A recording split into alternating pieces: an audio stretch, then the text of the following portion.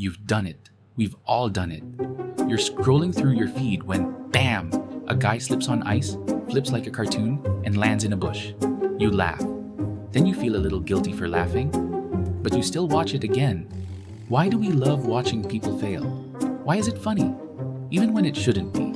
Let's break down the strange psychology of Schadenfreude, the science of mirror neurons, and the very human pleasure of watching other humans mess up hard. What is Schadenfreude?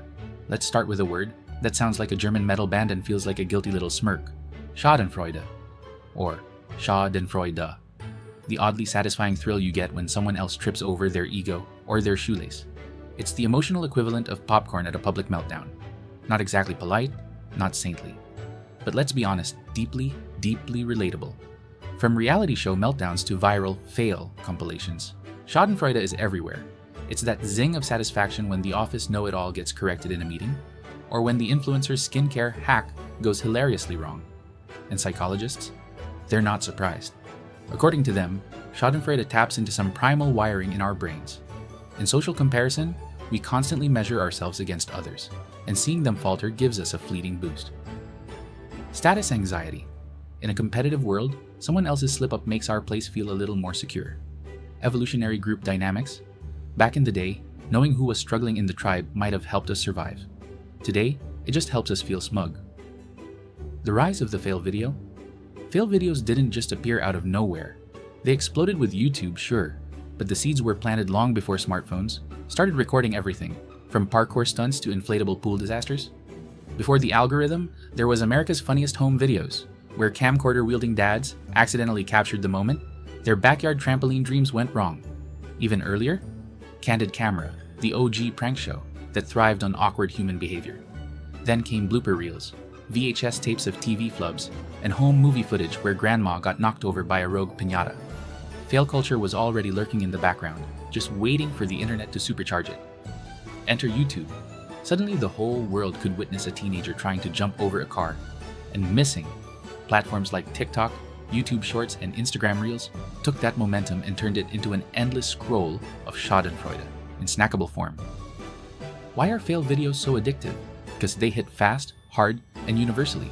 You don't need language, or subtitles, or backstory. You just need a skateboard and a little bit of bad luck. In a world of curated feeds and filtered perfection, fail videos are refreshingly raw. They remind us that gravity is still undefeated. That pride does come before a faceplant. And most importantly, that comedy doesn't need a punchline when there's a well-placed banana peel.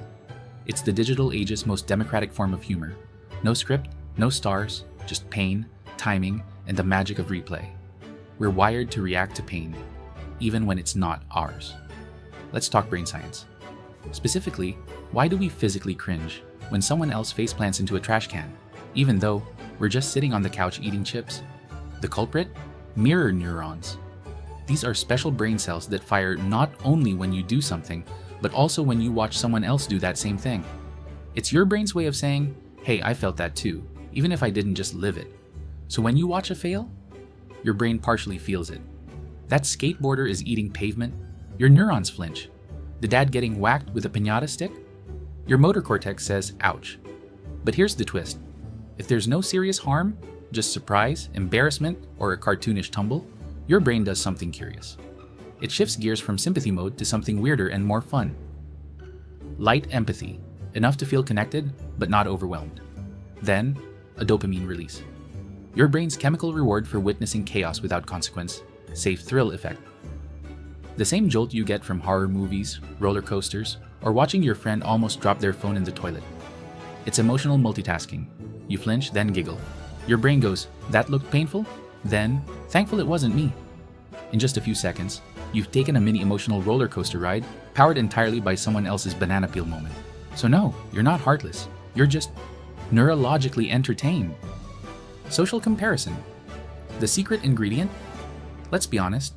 One of the sneakiest joys of watching a fail video is that little voice in your head whispering, at least I'm not that guy. That's not your inner snark talking. It's psychology at work. Specifically, social comparison theory. This is the idea that we figure out who we are by measuring ourselves against other people. It's our brain's way of asking, how am I doing? Compared to everyone else?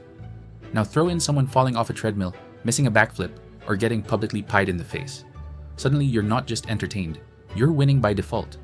And the effect is even stronger when the person failing is an athlete whose body is a temple until it smacks a hurdle, a celebrity whose life seems untouchable until they try dancing on live TV, a cocky influencer whose confidence shatters on camera, or just a random stranger doing something monumentally dumb in flip-flops. Watching them crash and burn, even figuratively, gives you a little psychological boost. You feel smarter, more coordinated, weirdly superior. It's social media's version of a confidence boost, like a free sample of self-esteem handed out at someone else's expense. Petty? Absolutely. Shallow? Probably. Effective? Oh, definitely.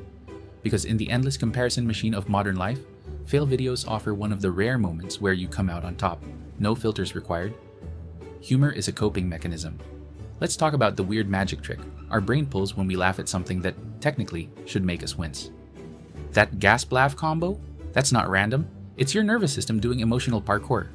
Psychologists call this the benign violation theory, the idea that something becomes funny when it breaks a rule or expectation without being dangerous. It violates the norm, but not in a way that threatens your safety. Fail videos are the poster child for this theory. They hit the humor sweet spot because they do three things at once. They surprise us. That jump looked promising until it wasn't. They challenge control norms. Humans like being in charge of their bodies. Slipping on ice, not in the brochure, and crucially, they're safe to witness.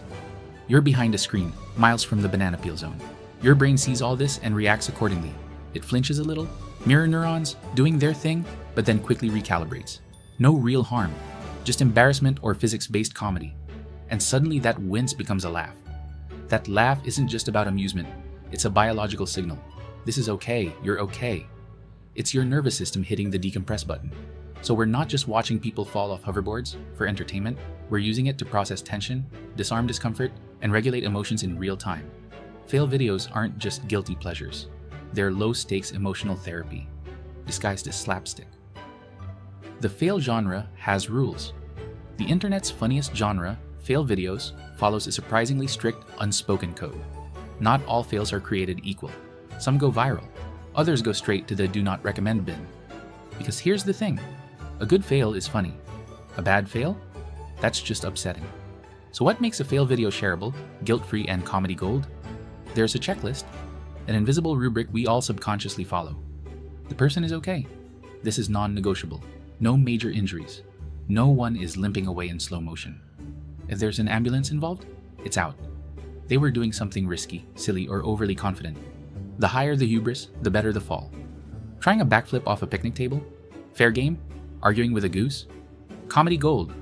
When there's a twist or perfect timing, think unexpected objects, banana peel physics, or that split second where it's too late to stop what's coming. Minimal blood, pain, or lasting consequences? Stubbed toe? Fine. Broken femur? Not funny. If viewers start feeling morally conflicted, you've lost the magic. Bonus points if the person laughs at themselves. It turns the cringe into camaraderie. We laugh with them, not at them. Cross the line? Too many injuries? Too real? That's not comedy. That's trauma. And trauma doesn't get retweets. It gets flagged. So yes, there are rules. Even chaos has boundaries.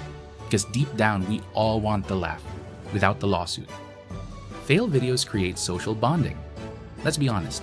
Fail videos aren't a solo activity.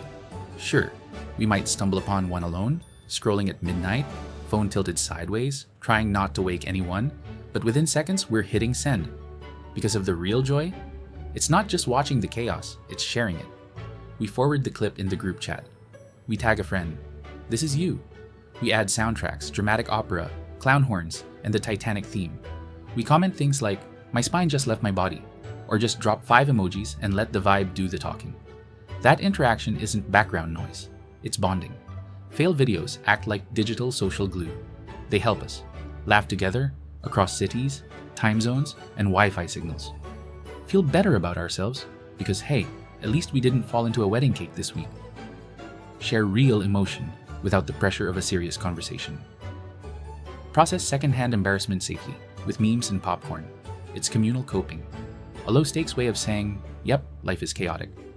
But at least we can laugh about it together. Whether it's a groom slipping on the dance floor or a toddler launching spaghetti at a wall, fail videos remind us that being human is messy, unpredictable, and kind of hilarious. So while it may seem silly, sending that clip isn't just for laughs. It's a digital hug, a burst of connection, and occasionally, a life lesson in flip-flops. But is it cruel? Are we monsters with Wi-Fi? Psychologists say, not necessarily, because not all Schadenfreude is created equal. There are flavors, nuance, emotional gradients. Aggressive Schadenfreude is the dark kind, the one where people laugh because someone is in pain. Think bullies, punching down, humiliation for sport. It's not funny, it's just mean. Humorous Schadenfreude is lighter. We're laughing at the situation, not the person. Like when someone dramatically slips on a wet floor while carrying 6 iced coffees. Empathic Schadenfreude is the sweet spot where most of us live. We flinch, we cringe, and we laugh, all in one breath. We feel the sting, and we see the comedy. Fail videos tend to land here. We're not rooting for injury. We're not dancing on someone's misfortune. We're just reacting, honestly, spontaneously, to the absurdity of being human on a spinning rock governed by gravity and bad timing. It's not about enjoying pain.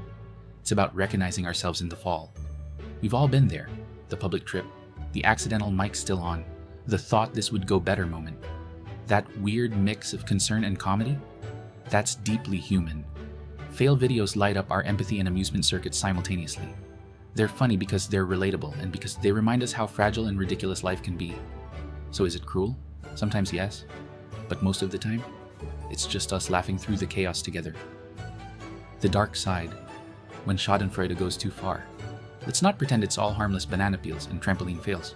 Sometimes the laughter crosses a line, and when it does, it stops being funny. Suddenly, we're not just laughing with someone, we're laughing at them. Loudly, publicly, and sometimes permanently. The darker side of Schadenfreude shows up in uncomfortable places. Bullying clips shared without consent, where humiliation becomes public entertainment. Serious injuries are labeled as funny fails, turning real pain into clickbait. Cultural or racial bias, where specific groups are mocked more frequently, reinforcing stereotypes under the guise of humor. Intelligent generated fail content, designed to provoke extreme reactions with zero ethical oversight. These aren't harmless chuckles. They're digital rubbernecking, slowing down to watch the wreck, then hitting share so everyone else can too. And they raise a very real question. Where's the line between funny and cruel? Social platforms constantly struggle to walk that tightrope between viral engagement and basic human decency.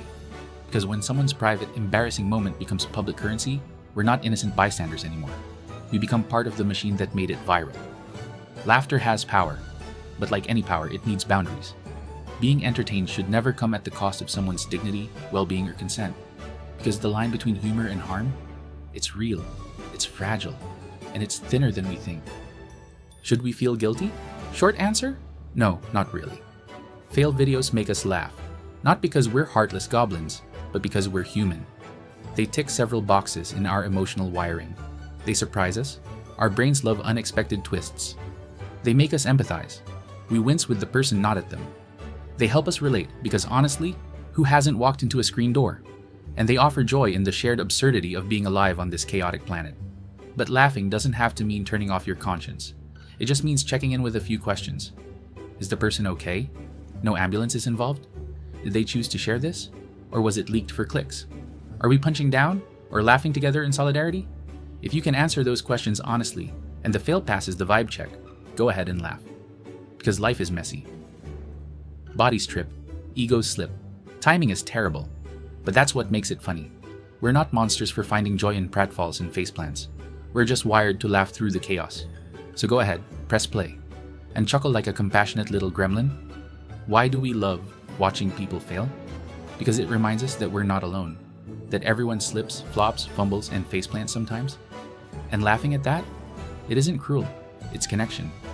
If you enjoy connection, like this video. Subscribe to the channel for more deep dives into human psychology, weird internet trends, and the science of being wonderfully flawed. Tell us in the comments, what's your favorite fail video of all time? And do you feel guilty watching it? Thanks for tuning in.